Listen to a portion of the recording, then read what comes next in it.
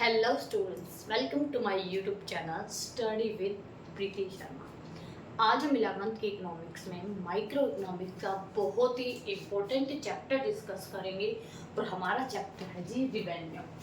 First we know about the revenue. Revenue means income received from sale. जितने भी हम अपने बिजनेस के अंदर सेल कर रहे हैं, प्रोडक्ट को सेल करने से जो अमाउंट हमें रिसीव्ड हो रही है, that is known as revenue, right. अब रिवेन्यू का हमें पता कैसे चलता है?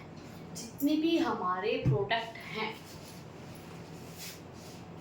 जितनी भी हमारी क्वांटिटी है, उसको प्राइस से मल्टीप्लाई कर दीजिए, हमारी क्या आ जाएगी? टोटल रिवेन्यू आ जाएगी, राइट। फॉर एग्जाम्पल, हमने 25 प्रोडक्ट सेल किए हैं और पर प्रोडक्ट का प्राइस 10 रुपीज़ है, तो हमारी टोटल रिवेन्यू कितनी हो जाएगी जी? 250। तो ये है आपकी टोटल रिवेन्यू निकालने का फॉर्मूला। क्वांटिटी को प्राइस से मल्टीप्लाई कर देते हैं तो हमें अपनी टोटल रिवेन्यू पता चल जाती है। टोटल रिवेन्यू मतलब टोटल प्रोडक्ट कंपनी में जो मैन्युफैक्चर किए गए हैं, उन सभी को सेल करने से जो इनकम हमें रिसीव्ड हो रही है, वो क्या है? हमारी रिवेन्यू है। याद रखना, रिवेन्यू में सिर्फ सेल की अमाउंट आती है और नहीं आएगी। जैसे आपकी कोई मशीनरी थी, आपने वो सेल करी, आपको प्रॉफिट हुआ है, that is not part of revenue. Revenue only include those income which are received from the sale of product only. I hope आपको यहाँ तक की चीज़ें समझ आ गई होंगी। उसके बाद हम नेक्स्ट हमारी इम्पोर्टेंट रिवेन्यू को जान लेते हैं, वो है जी मार्जिनल रिवेन्यू, राइट। MR का मतलब क्या होता है? मार्जिनल वर्ड का ही मैंने मतलब बताया था, एन एडिशनल चेंज। तो यहाँ पे एन एडिशनल चेंज किसके अंदर? टोटल रिवेन्यू के अंदर। Marginal revenue means an additional change in total revenue is known as marginal revenue. जैसे यही हमारी रिवेन्यू कितनी थी? 250 थी। इन्हीं प्रोडक्ट की हमने क्या बढ़ा दी? क्वांटिटी बढ़ा दी, और ये प्रोडक्ट का मैन्युफैक्चर होने लगे हमारे 30। अब हमें टोटल कितनी रिसीव्ड हुई है? 300। इनके बीच का गैप जो 50 रुपीज़ है, वो हमारी क्या हो जाएगी? मार्जिनल रिवेन्यू हो जाएगी। इसका मतलब क्या है? Marginal revenue is an additional change in total revenue. Marginal revenue निकालने का फॉर्मूला क्या हो जाएगा जी? आपको टोटल रिवेन्यू को माइनस करना है, उससे आपकी क्या आ जाएगी? मार्जिनल रिवेन्यू आ जाएगी। आई होप आपको मार्जिनल रिवेन्यू भी समझ आ गई होगी। अब जानते हैं हम AR का मतलब है जी एवरेज रिवेन्यू। एवरेज रिवेन्यू का मतलब क्या होता है? सिंगल प्रोडक्ट को सेल करने से जो आपको इनकम रिसीव्ड हो रही है, वो आपकी क्या है? एवरेज रिवेन्यू है, राइट। तो इसका मतलब क्या है? सिंगल प्रोडक्ट इसकी इक्वल होता है, प्राइस के इक्वल होता है। आपकी AR ऑलवेज किसके रहेगी? प्राइस के इक्वल रहेगी। आई होप ये तीनों आपको समझ आ गई होंगी। हमने क्या क्या डिस्कस किया? टोटल रिवेन्यू डिस्कस की, मार्जिनल रिवेन्यू डिस्कस करी और एवरेज रिवेन्यू डिस्कस करी। एवरेज रिवेन्यू का फॉर्मूला क्या होता है?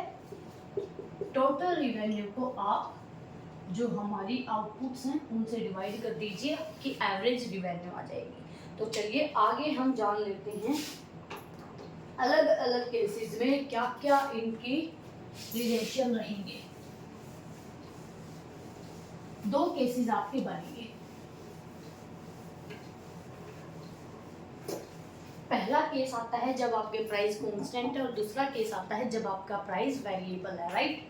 तो पहला जान लेते हैं behaviour of TR, MR and AR when price is constant.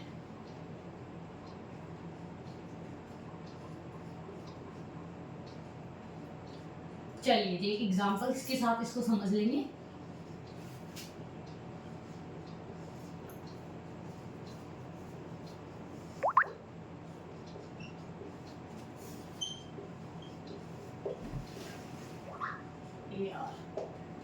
Right, तो चलिए देखिए आउटपुट मान लें 1 2 3 4 5।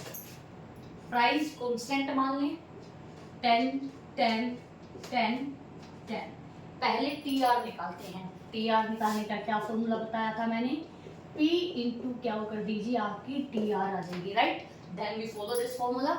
Okay, 1 into 10 10, 2 into 10 20, 3 into 10 30, 4 into 10 40, 5 into 10 50। ये आपकी क्या आ गई? हमारी टी आर होगी। अब हमें निकालने क्या है, एम आर। एम आर निकालने का क्या फॉर्मूला बताया था, टी आर को माइनस कर दीजिए, आपकी क्या आ जाएगी, एम आर आ जाएगी। तो चलिए यहाँ से स्टार्ट करते हैं माइनस करना।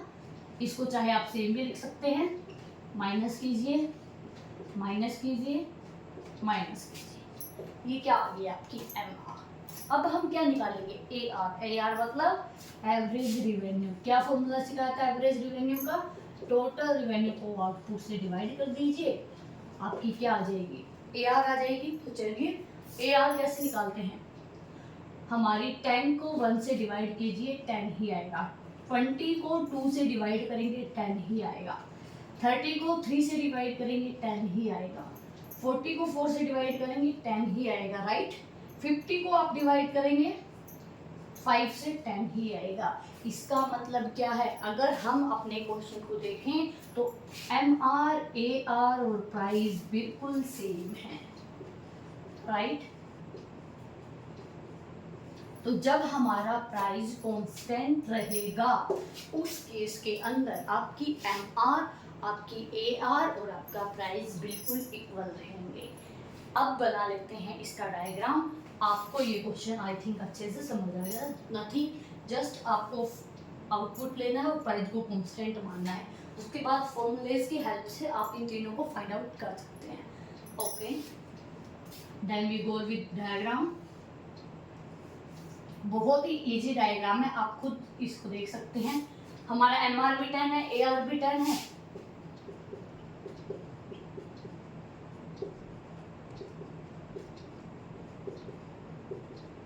तो हमारा ये बिल्कुल कांस्टेंट लाइन चली जाएगी किसकी, ए आर, एम आर और प्राइस की। अगर हम टी आर फाइंड आउट करें, टी आर 10 से स्टार्ट है, फिर 20, फिर 30, ये हमारी क्या है, टी आर है। टी आर का स्लोप कैसा है, अपवर्ड स्लोप है, राइट। और ये क्या है, हमारी कांस्टेंट है। तो ये केस है हमारा, जब प्राइस कांस्टेंट है तो हमारे T R, M R, A R का बिहेवियर। और यहाँ पे इंपॉर्टेंट चीज़ क्या है, एम आर, ए आर और पी आपके इक्वल रहेंगे। आई होप आपको ये अच्छे से समझ आ गया होगा। एक बार देख लीजिए, नोट करना चाहिए तो नोट भी कर सकते हैं। ये एग्जाम्पल काफ़ी इजी है, आई होप आपको अच्छे से समझ भी आ गया होगा। अब हम सेकंड केस पे चलते हैं, और सेकंड केस हमारा क्या है कि जब हमारा प्राइस वेरिएबल हो।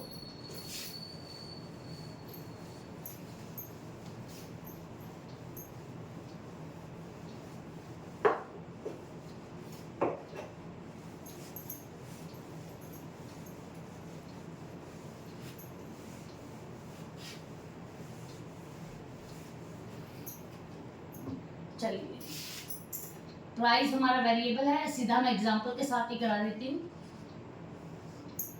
1 2 3 4 5 प्राइस को वेरिएबल मानेंगे, 6 5 4 3 2, राइट। अब हम निकालेंगे टी आर, एम आर और हमारी ए आर, और वहां पे हम बनाएंगे डायग्राम, राइट। तो चलिए जी शुरुआत करते हैं। बताइए फिर टी आर का क्या फॉर्मूला है, साथ ही साथ कमेंट में जरूर बताएंगे। फॉर्मूले जितनी बार आप रिपीट करेंगे उतने आपको अच्छे से याद रहेंगे। Then we follow our formulas. Okay, P into क्या, P 6, output 1, then TI is 6, then 10, then 12, then 12 और देन हमारी 10। टी आर का अगर आप बिहेवियर देखें तो पहले इंक्रीज हो रही है, फिर कांस्टेंट हो रही है, फिर डिक्रीज हो रही है। यस या नो। एक और ले लेते हैं ताकि और थोड़ा सा आपको समझ आ जाए। देखिए और ज़्यादा डिक्रीज हो रही है, क्लियर। अब एम आर, बताइए एम आर का क्या फॉर्मूला था, सिंपल सा फॉर्मूला है, टी आर को माइनस करते हुए चलेंगे, राइट। तो चलिए करें टी आर को माइनस। पहले वाली आप सेम करना चाहिए, कर सकते हैं, डैश करना चाहिए, छोड़ करिए जी, -4 करिए जी, -2 0 -2 -4। अगर हम एम आर के बिहेवियर को देखें तो हम जानते हैं पहले हमारी एम आर डिक्रीज हो रही थी, फिर हमारी एम आर 0 हो गई और उसके बाद हमारी एम आर क्या होगी, नेगेटिव हो गई, राइट।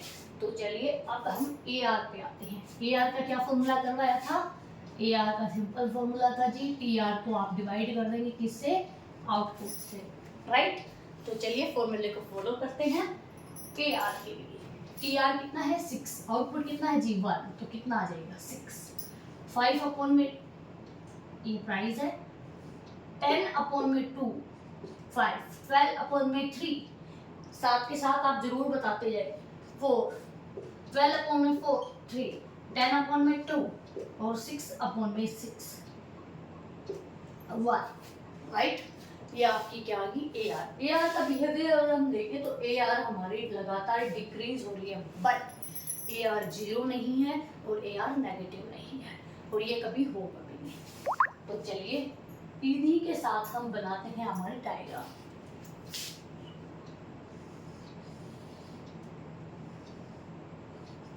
आई होप आपको अच्छे से विजिबल होगा। चलिए यहाँ मैं आउटपुट लिख देती हूँ। यहाँ हमारी पोस्ट के अकॉर्डिंग मैंने ये लिख दिया है।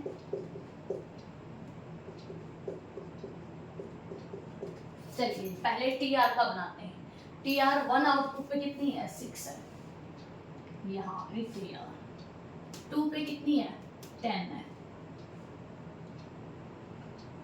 3 पे हमारी टी आर कितनी है? 12 है, राइट। ये थोड़ा सा नीचे आ जाएगा। फिर 4 पे हमारी कितनी है? 12 ही है, बिल्कुल कांस्टेंट रहेगा। 5 पे कितनी है? 10 है।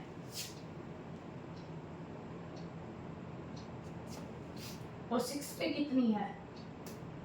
6 पे हमारी टी आर 6 ही है, तो ये यहाँ आ जाएगा। अगर आप टी आर को बनाएं तो आप पाएंगे कि टी आर हमारी पहले कांस्टेंट हो गए और फिर क्या हो रही है? डिक्रीज हो रही है। पॉइंट आपकी थोड़े से डाउन इस तरफ चले गए, डोंट वरी, बट इस लाइन को आप बिल्कुल कांस्टेंट बनाएंगे ऐसे, राइट। ये हमारी क्या है? ये है जी हमारी टी आर। चलिए अब हम बात करते हैं हमारी एम आर और ए आर की। 6 से स्टार्ट हो रही है, फिर कितनी है? 4 है, फिर कितनी है? 2 है, और फिर कितनी है? 0 है। यानी कि आपकी एम आर कुछ इस तरीके से जाएगी। ए आर को स्टार्ट करें, 6 है, देन कितनी है? 5 है, देन कितनी है? 4 है, देन कितनी है? 3 है, देन कितनी है? 2 है। तो आपकी ए आर कुछ इस तरीके से जा रही है। ये क्या हो जाएगी? A R. ये क्या थी? आपकी एम आर। इस तरीके से हमारी तीनों रिवेन्यूज आ जाएंगी। अब हम बिहेवियर को देखें तो जहाँ पे हमारा टी आर मैक्सिमम है वहाँ पे एम आर क्या है? 0 है। तो इन रिलेशन को लिख देंगे। पहले रिलेशन क्या आएगा? टी आर आपकी इंक्रीज कर रही है, एम आर आपकी डिक्रीज कर रही है। ए आर भी आपकी डिक्रीज कर रही है, बट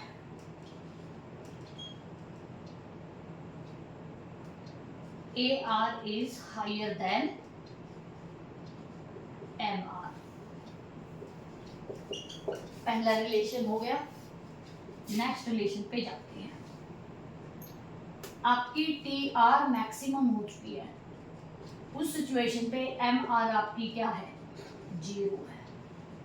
आपकी ए आर क्या कर रही है उस टाइम पे? ए आर हमारी डिक्रीज कर रही है, राइट। ऐसा ही है यहाँ पे। देखिए हम इस सिचुएशन के बारे में बात कर रहे हैं। थर्ड, इसके बाद की सिचुएशन में क्या हो रहा है? टी आर आपकी क्या कर रही है? डिक्रीज कर रही है। एम आर आपकी क्या बन चुकी है जी? आपकी एम आर नेगेटिव हो चुकी है, और आपकी ए आर अभी भी डिक्रीज ही कर रही है। आई होप आपको अच्छे से समझ आ गया होगा। इस केस की बात कर रहे हैं जहाँ पे हमारी एम आर नेगेटिव है, टी आर डिक्रीज कर रही है और ए आर भी डिक्रीज कर रही है, बट ए आर ना 0 है ना नेगेटिव है। आई होप आपको ये दोनों केसेस अच्छे से समझ आ गए होंगे, उससे पहले भी आपको समझ आ गया होगा। ये हमारा इम्पोर्टेंट टॉपिक है इस चैप्टर का। इस चैप्टर में आपको दो मार्केट सिचुएशन भी दे रखी हैं, और वो मार्केट है जी आपका मोनोपोली और आपका परफेक्ट कंपटीशन, राइट। पहले जान लेते हैं what is perfect competition. Perfect competition is a market situation in which all sellers sell homogeneous product on same prices। जितने भी आपके प्रोड्यूसर्स होंगे सभी होमोजेनियस प्रोडक्ट को सेल करेंगे और सेम प्राइस पे करेंगे, उसको बोलते हैं परफेक्ट कंपटीशन। क्या रियल लाइफ में ऐसा कोई मार्केट की सिचुएशन है जहाँ पे सभी सेलर सेम प्रोडक्ट सेल करते हो और सेम प्रोडक्ट सेम प्राइस पे ही करते हो? नहीं। तो एक्चुअल में आपकी परफेक्ट कंपटीशन की मार्केट सिचुएशन कहीं पे भी एग्जिस्ट नहीं करती है। फिर आता है जी आपका मोनोपोली। मोनोपोली का मतलब होता है एकाधिकार। जब आपका किसी भी प्रोडक्ट का मार्केट के अंदर एक सिंगल सेलर होता है और उस प्रोडक्ट को सेल करने वाला कोई भी कॉम्पिटिटर नहीं होता, उसको बोलते हैं मोनोपोली। मतलब when there are only single seller in a market is known as monopoly. जो हमने पहले वाली सिचुएशन पढ़ी थी उसमें आपके प्राइस कांस्टेंट थे, होमोजेनियस थे परफेक्ट कंपटीशन के अंदर, तो उसके अंदर कौन सी आपकी सिचुएशन क्रिएट होगी? पहले वाला केस जब आपका प्राइस कांस्टेंट था। मोनोपोली के अंदर आपके प्राइसेस चेंज हो सकते हैं, राइट। मोनोपोली अपना प्राइस चेंज करता रहता है अकॉर्डिंग टू मार्केट सेगमेंट, वो हम एक चैप्टर के अंदर पूरे अच्छे तरीके से डिस्क्राइब करेंगे। वहाँ पे आपके प्राइजेस चेंज हो रहे हैं। प्राइजेस चेंज होने का मतलब फ्लेक्सिबल प्राइस। और जब भी आपके प्राइजेस चेंज होते हैं आपकी पीआर की सिचुएशन ये मिलेगी। तो ये किसका केस हो जाएगा? ये आपका मोनोपोली का हो जाएगा। यही आपका छोटा सा चैप्टर था। कोई डाउट हो तो कमेंट सेक्शन में बता दें ताकि आगे आपके डाउट सोल्व हो जाए। आज के लिए इतना ही। Thank you.